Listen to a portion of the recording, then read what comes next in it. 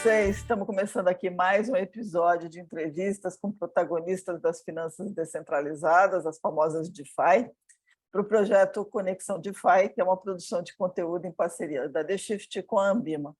Eu sou a Silvia Bassi, publisher da The Shift, e nesse episódio eu estou conversando com o Bernardo Surur, diretor da AB Cripto, Associação Brasileira de Criptoeconomia, sobre o que é que a gente pode esperar para 2023, nesse mercadão aí de criptoativos e finanças descentralizadas, especialmente agora que a gente tem o projeto de lei 4401/21, mais conhecido como Marco Regulatório dos Criptoativos, aprovado por Câmara e Senado e aguardando sanção presidencial. Muita coisa está vindo, esse não foi um ano fácil, esse foi um ano, né, cheio de emoções, ainda está com muita emoção, então acho que a gente tem bastante coisa para conversar.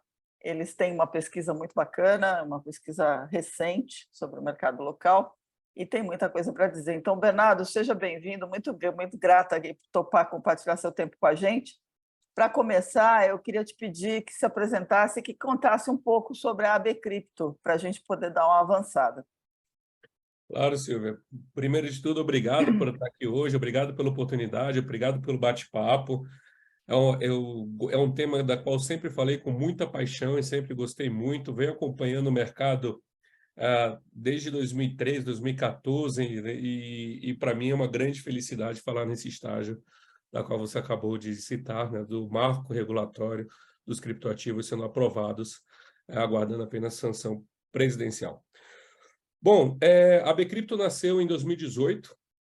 Ela primeiro foi idealizada ali em 2017, ela nasce em 2018 com um objetivo muito claro e uma missão muito clara de contribuir para a organização, né, e desenvolvimento da criptoeconomia no país.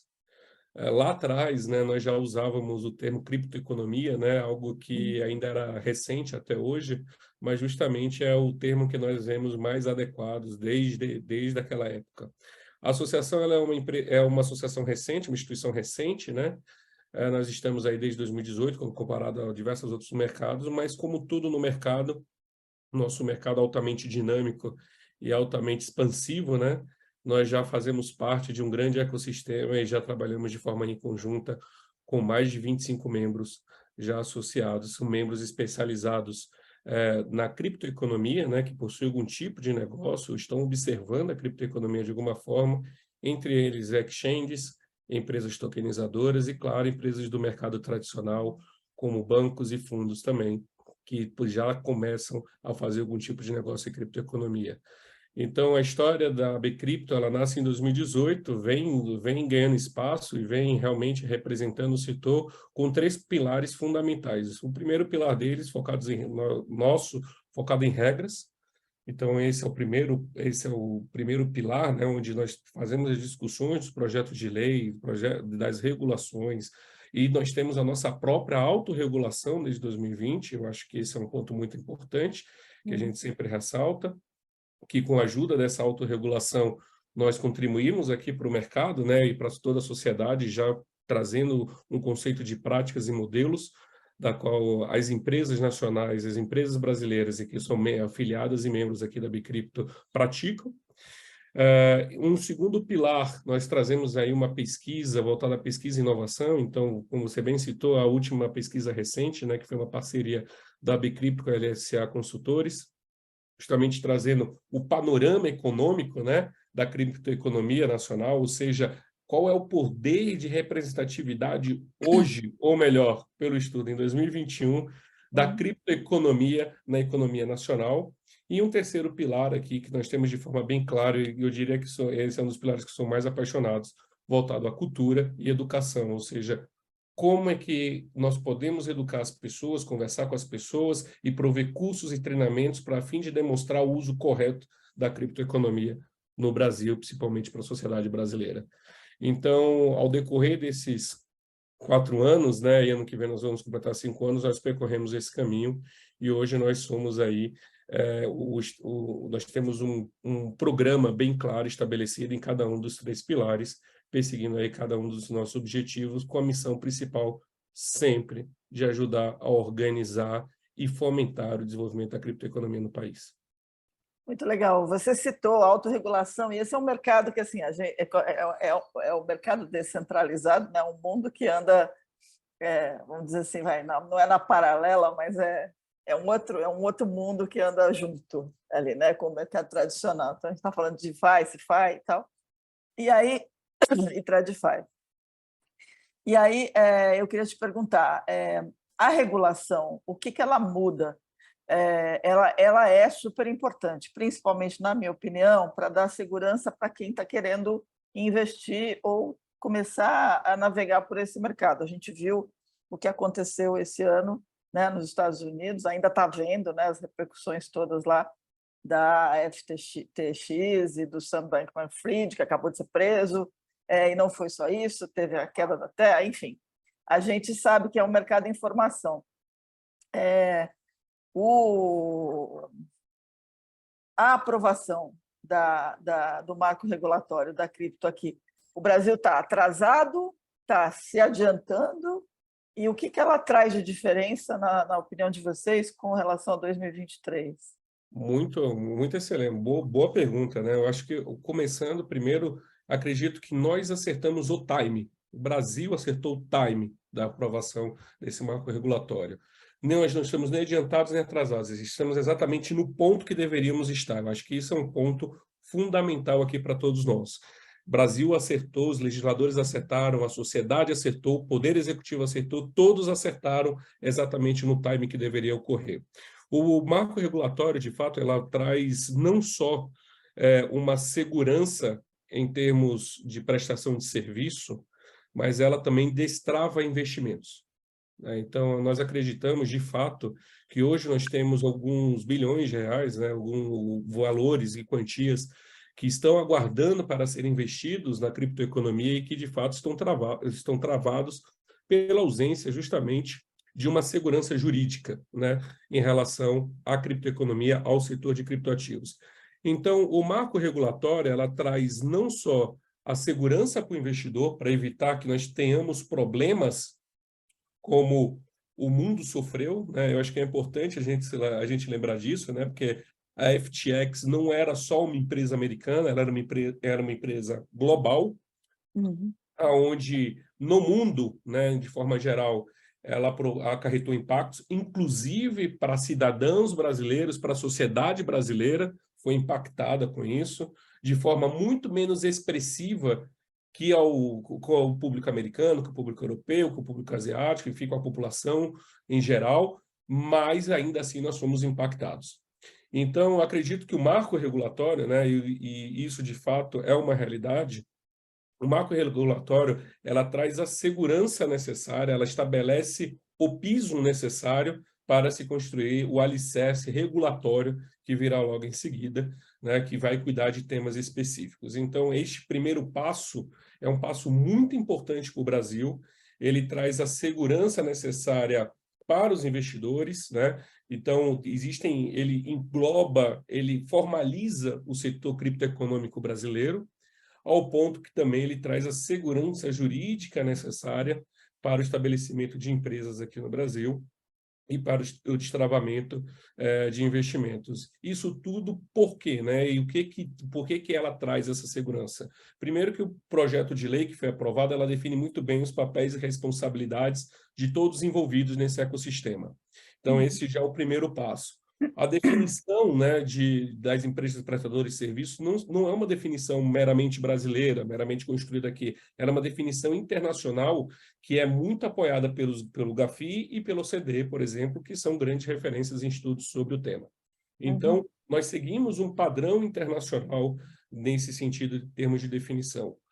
Ele altera as regras da lei, ele altera as leis de prevenção, ele altera a lei, de prevenção à lavagem de dinheiro e de fraude, justamente para incluir criptoativos no rol de ativos sob observação e as suas empresas como pessoas obrigadas a cumprir regras. Isso traz mais segurança quanto à utilização dos criptoativos aqui no Brasil e da prestação de serviço por essas empresas a fim de evitar ilegalidades. Então, esse por si só já estabelece um grande passo.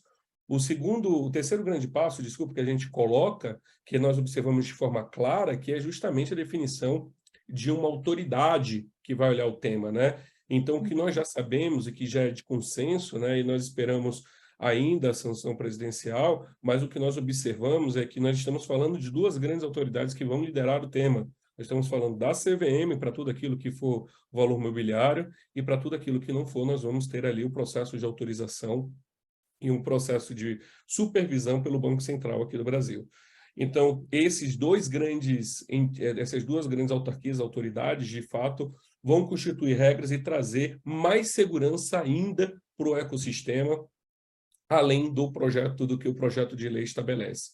Então, dentro desse cenário, ele ainda estabelece o cumprimento a regras voltadas à prestação de serviço. Ele também estabelece a responsabilidade das empresas quanto ao cumprimento da lei de proteção ao consumidor. Então, isso traz segurança para toda a sociedade de uma forma geral. Tá. Quando a gente olha para o cenário, quando a gente fala de exchanges, por exemplo, a gente não está falando exatamente de DeFi no sentido do trustless absoluto, né? Porque a exchange era mais ou menos, na minha opinião, era uma bicicleta de rodinha até você chegar lá no DeFi, porque você tem alguém ali que está, você não tem a sua própria wallet, você não está administrando sozinho, né? Você não está fazendo a custódia, está com alguém. E aí, quando a gente olha o cenário do que aconteceu nos Estados Unidos com relação principalmente com a FTX, fica muito claro que tinha uma diferença entre o que você estava vendo e o que realmente existia, né? Era brincadeira de dinheiro de banco imobiliário, né?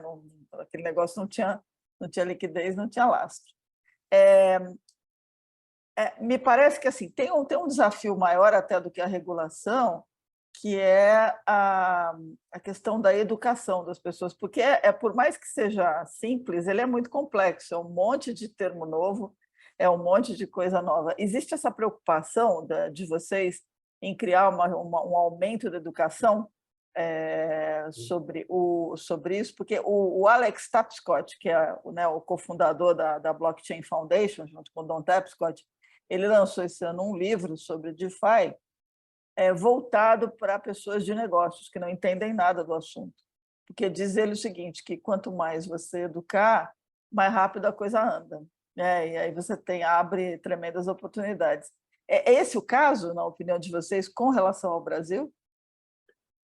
Quando a gente fala primeiro, né, quando a gente observa qual que é o futuro da criptoeconomia, né, qual que é o futuro das finanças descentralizadas e assim por diante, ou seja, qual o futuro, o que a blockchain pode trazer para a sociedade, a gente observa, na verdade, um potencial transformador e evolutivo, não apenas para as finanças descentralizadas, não apenas para o mercado financeiro, no geral, mas para toda a sociedade. Nós podemos ver a sua aplicação de forma muito clara, desde registro de ativos, né, a portabilidade desses ativos e de propriedade que nós estamos falando desses ativos, até aplicações como, por exemplo, na área da saúde, rastreio de informações, né, rastreio de plantio, por exemplo, há diversos outros pontos, né? Então, quando nós falamos sobre a criptoeconomia, hoje nós falamos de uma certa forma muito mais focado em cripto, né? Vamos dizer assim, e no início das finanças descentralizadas aqui no Brasil, mas já existem várias outras iniciativas que estão ligadas à preservação de bioma, à tokenização de áreas verdes, à utilização da tecnologia blockchain e criptoativos em economia criativa. Enfim, você observa, na verdade, uma expansão. Realmente, de fato, a chave para essa evolução, para a sua utilização, é as pessoas cada vez mais estarem inseridas no contexto e aprender a utilizá-la, né? Então, essa é a principal chave. E, inevitavelmente, isso passa pelo processo de cultura, e para chegar ao processo de cultura, passamos pelo processo de educação. No Brasil, de fato, nós estamos caminhando nesse sentido.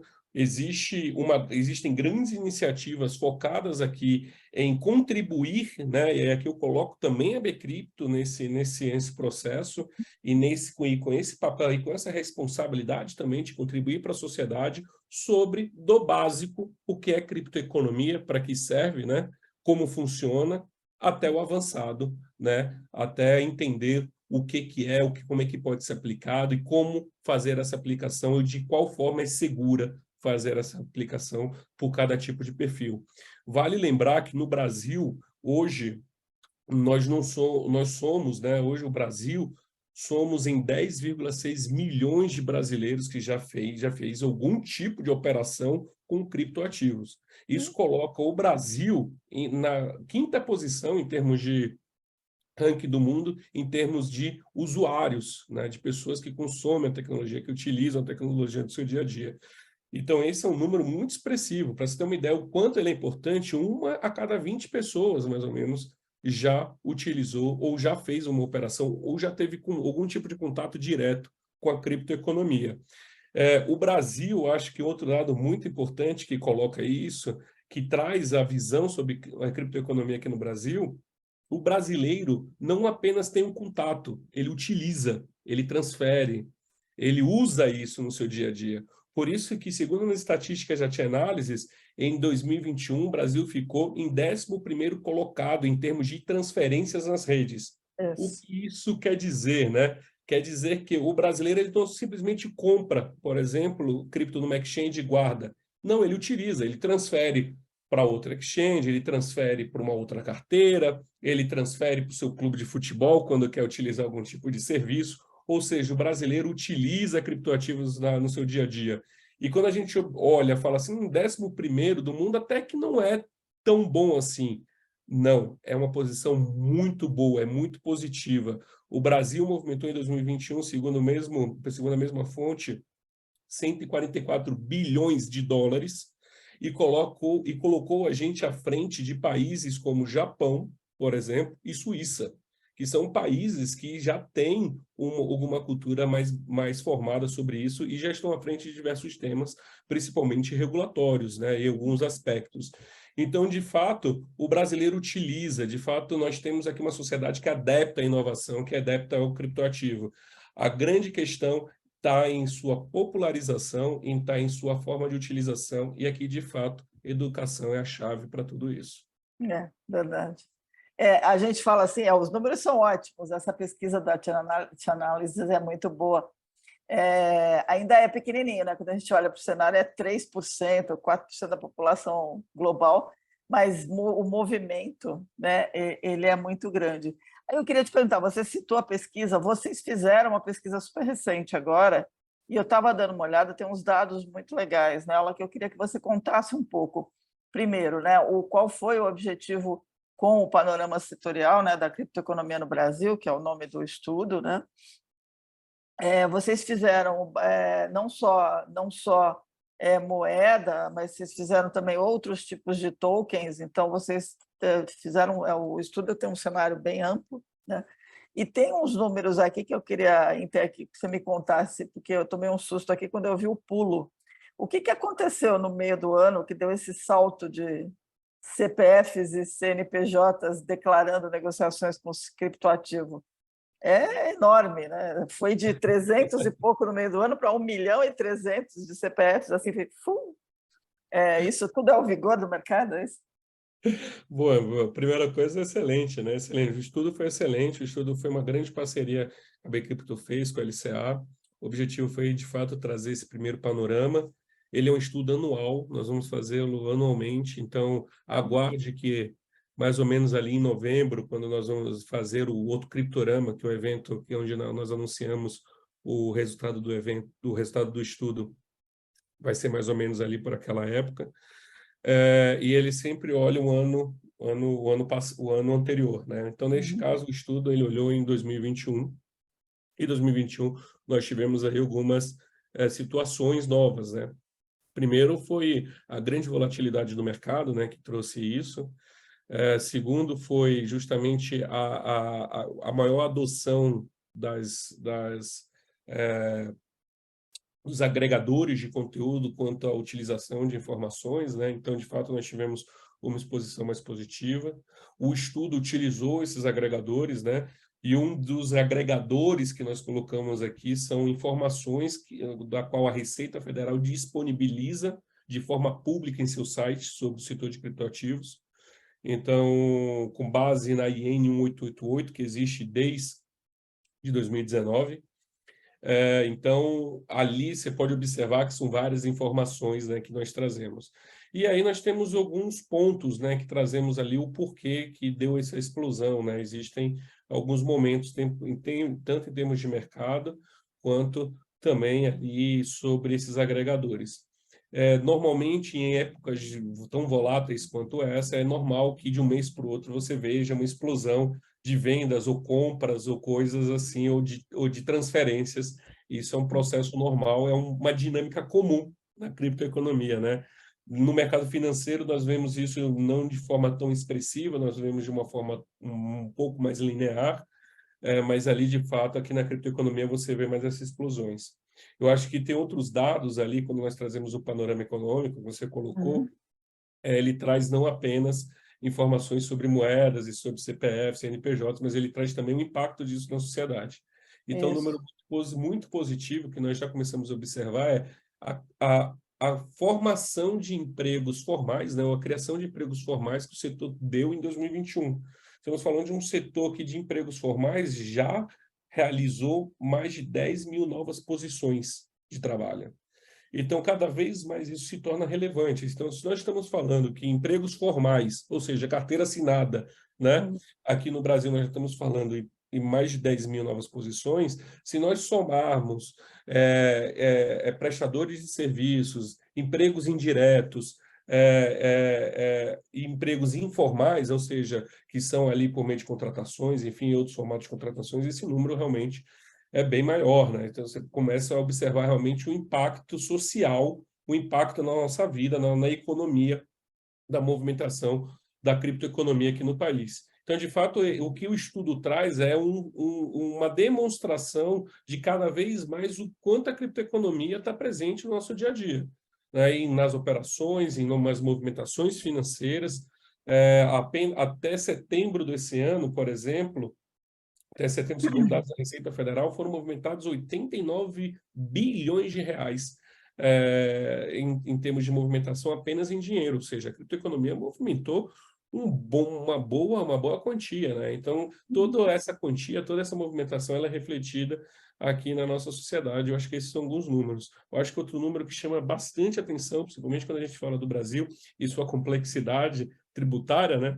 É a estimativa tributária, né? Em 2021, o Brasil arrecadou, graças à criptoeconomia, algo em torno de 350 milhões a 550 milhões aproximadamente, né?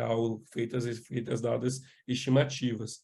Então, de fato, nós temos aqui um cenário muito positivo da criptoeconomia no Brasil e uma expansão cada vez melhor e maior, tanto na economia quanto na sociedade, no nosso dia a dia.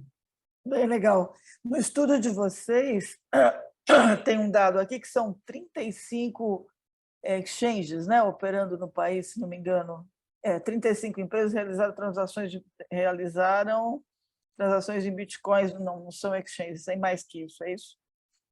Atualmente nós contabilizamos algo, se nós considerarmos tokenizadoras, exchanges, né? Tá, Empresas que já fornecem algum tipo de serviço, esse número hoje já passa das 300 empresas aqui no Brasil estabelecidas. E tá. este número tende a aumentar, né? Com a aprovação do marco regulatório, existirá, ou pelo menos é isso que observamos como perspectiva para 2023, ou que nós conseguimos observar uma entrada de maiores empresas, tanto empresas internacionais aqui no Brasil, está se estabelecendo aqui no Brasil, criando e gerando empregos aqui no Brasil, gerando impostos aqui no Brasil, né, gerando riqueza aqui no Brasil, assim também como nós vemos também a adoção de cripto por grandes players tradicionais, como bancos, instituições financeiras, fundos, empresas do mercado de capitais no geral.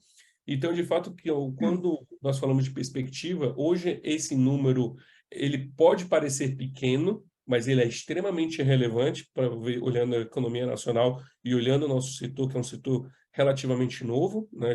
O setor existe há menos de 10 anos no Brasil, então a gente está falando de um setor relativamente novo, com a capacidade de expansão para 2023 de forma exponencial. Bem legal.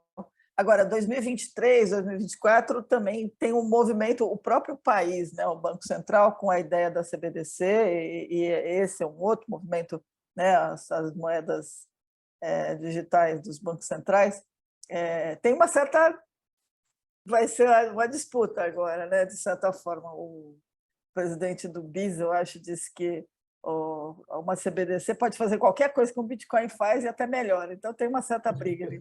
Mas, para mim, o mais importante é assim, quando a gente vê o Banco Central do país falando em DeFi, falando em tokenização da economia, tem uma clareza que é essa da desmaterialização do dinheiro, né? E aí a tokenização, como você bem falou, e a blockchain, elas são muito abrangentes, né? Você pode usar para várias coisas. Você está enxergando 2022 como um cenário em que a gente vai ver mais aplicações de tokenização? Ou você está enxergando 2023, desculpa, como um cenário em que ainda as pessoas vão ficar com um pouco mais de foco ainda nas criptomoedas e ainda demorando um pouco mais para pensar em outros tokens? Porque a gente tem oportunidades interessantes, né? Isso é excelente, né? Excelente visão. Acho que até aproveitando esse ponto, eu vou até falar como foi o ano de 2022 para falar por que eu acredito como será 2023, né?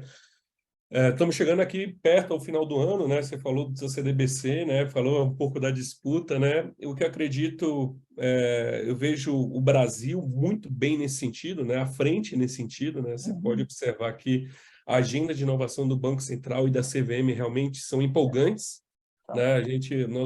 Nós vemos essas duas instituições de fato não só ajudando, não só supervisionando e regulando, como incentivando a inovação no Brasil, que é muito bom, algo que não acontece, não é normal de se ver em outros países do mundo. Então, isso eu acredito que essa é uma grande característica muito positiva, né, do nosso país em relação à inovação. Então, isso é fantástico. Então, quando nós vemos o Banco Central falando agora, em 2022, justamente sobre a criação do CDBC, fazendo a publicação do seu cronograma, explicando como é que vai ser o funcionamento da CDBC frente a todas as outras funcionalidades, interface como o Pix, etc., como todas as suas tecnologias, como isso vai funcionar de forma tão pragmática e de forma tão subsidiada, de fato você vê que o panorama cripto ele não está só na agenda, vamos dizer assim, do investidor, ele não está só na agenda da pessoa física, mas também está na agenda aqui, né, do poder público de forma geral. Não é apenas o Banco Central que está observando o cripto, né, ou está observando as suas aplicabilidades para entender como é que pode aplicar isso no mercado. A CVM também está olhando para isso, né?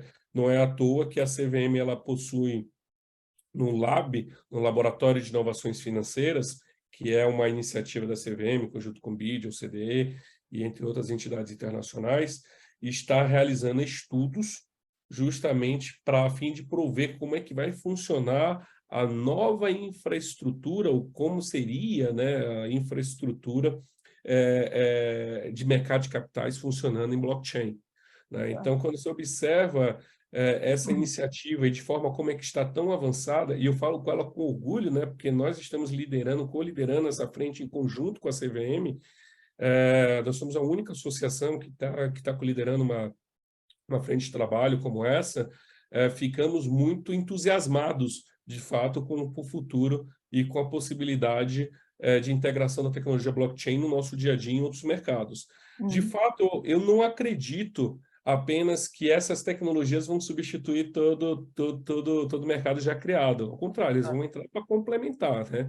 Nós temos a rede, se eu não me engano, a rede Blockchain Brasil, que foi desenvolvida em conjunto com o BNDES, né, a fim de prover ali uma forma de comunicação pública entre as instituições públicas. Então, você já começa a observar a aplicação do blockchain também na esfera pública. Então, essa complementariedade, ela, como de fato, ela é agregadora a um cenário que nós já temos hoje, né? Ela, de fato, ela agrega ao pedaço que faltava, que era o poder público utilizando a tecnologia blockchain e toda a capacidade que os criptoativos podem trazer junto com seu potencial para o mercado, e a trazer isso como um serviço para a população. Então, de fato, eu enxergo de forma muito positiva, não enxergo uma guerra, ao contrário, não existe uma competitividade, aqui existe uma complementariedade. Este ano, além disso, nós observamos um boom, né, uma explosão, no bom sentido, de empresas tokenizadoras, justamente olhando para para a tecnologia blockchain, entendendo como é que ela pode agregar no mercado financeiro tradicional, no mercado de capitais tradicionais ou em outros tipos de mercado, como, por exemplo, de registro de ativos, etc.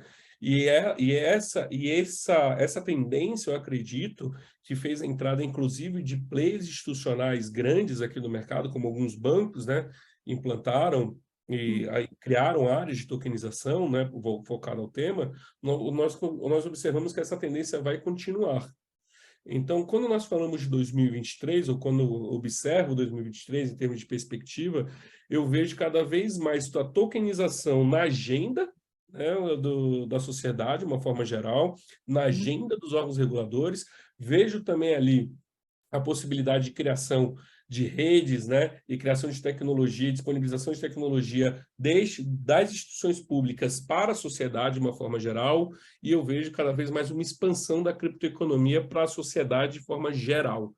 Então, eu acredito que 2023, talvez nós não estejamos falando aqui do preço do Bitcoin, mas nós estamos falando aqui da utilização cada vez mais em larga escala para isso. E o ambiente é muito propício, porque nós estamos falando de uma estabilidade jurídica, de uma segurança jurídica que vai proporcionar ao desenvolvimento desse tema, ainda mais aqui no Brasil, e a sua ramificação para todos os setores sociais.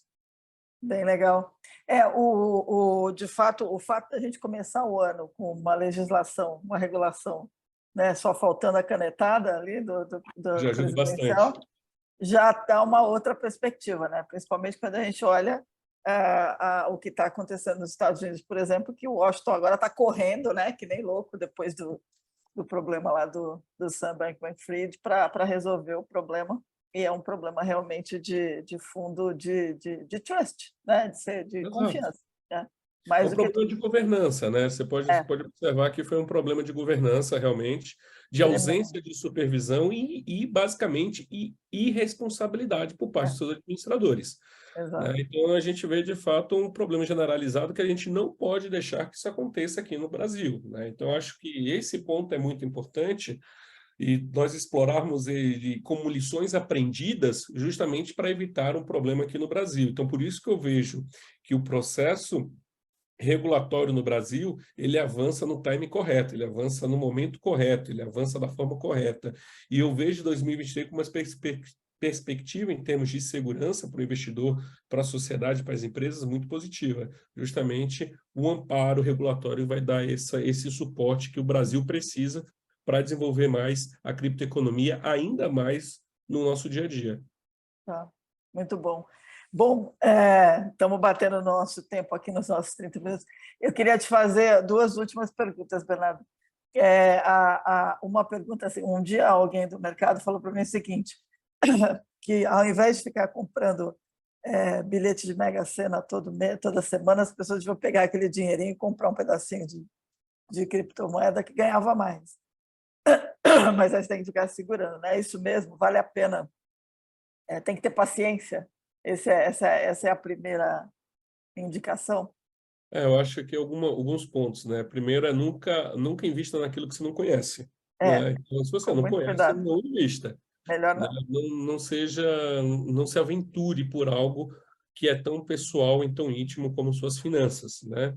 Então, a primeira recomendação que eu traria, né, que eu trago aqui é, primeiro, estude sobre o tema, verifique quais são os tipos de ativo, né, que você deseja investir, o porquê que você deseja investir nesses ativos.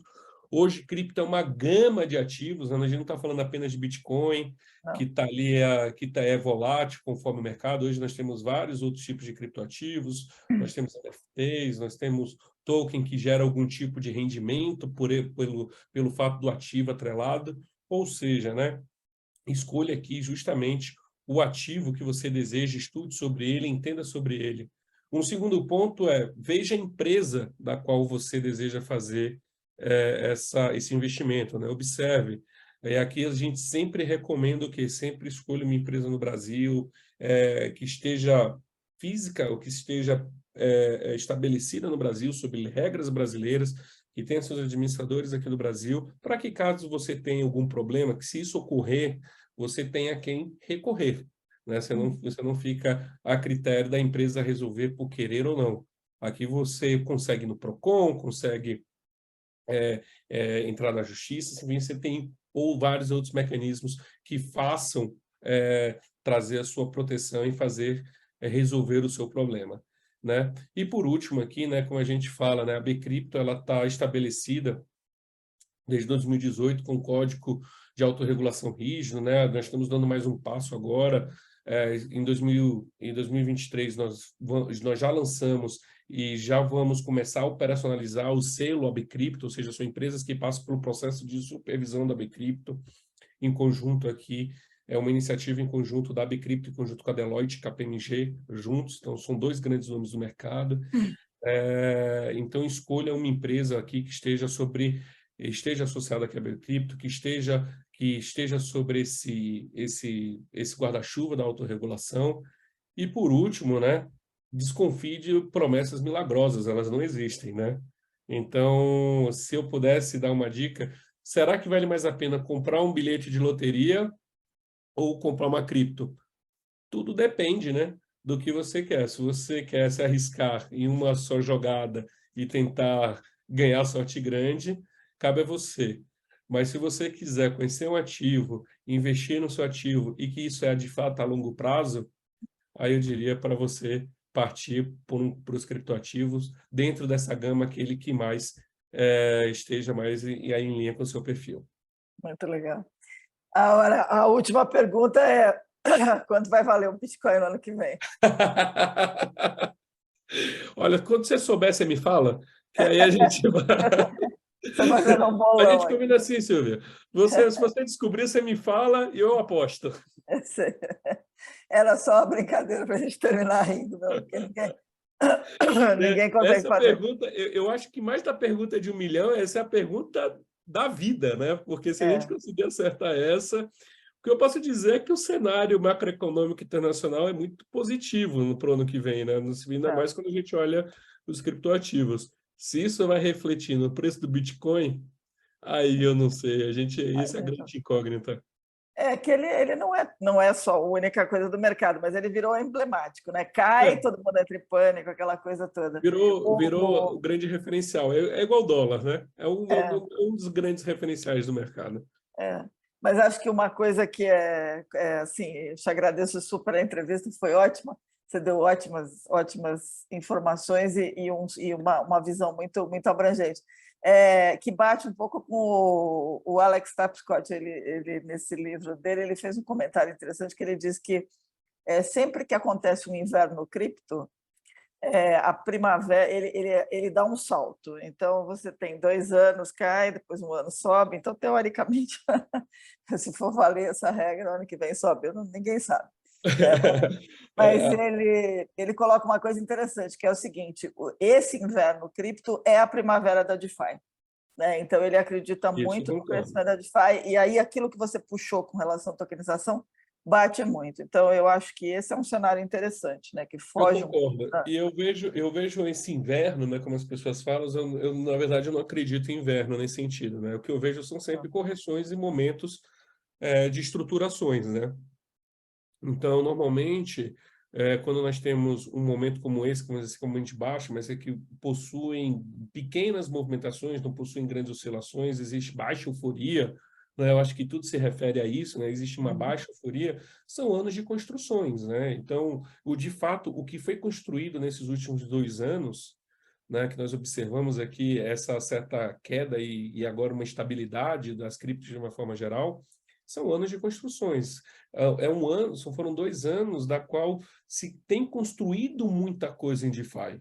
E cada vez mais você vê grandes players entrando e utilizando essa tecnologia. E foi justamente no ano sem euforia. Então, eu acredito que estes 2 anos realmente vão trazer a base de um futuro muito promissor. Mais pé no chão, né? Sim. Mais pé no chão, menos eufórico e mais construtor. Muito bom.